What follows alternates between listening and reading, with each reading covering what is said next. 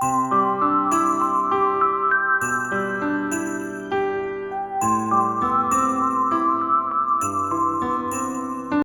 po sa lahat! Nasa biyahe na naman kami para makita namin ang aktwal ang napiling breed na pusa ng anak ko. Kung sakaling maging okay ang punta namin, ito ang first time magkakaroon kami ng pet sa loob ng bahay. Kaya babiyahe kami papuntang Chiba para puntahan ang breeder na nakita namin sa internet. Sa aming daan papuntang Chiba, nadaanan din namin ang Sky Tree Tower. Minsan, masarap din palang bumiyahe, lalong-lalo na kung iba't ibang view ang natatanaw mo.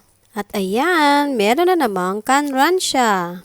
At dahil nga malapit na ang bahay ng nagbibreed ng pusa na aming nahanap sa internet, excited na si Bunso. Kaya tara na!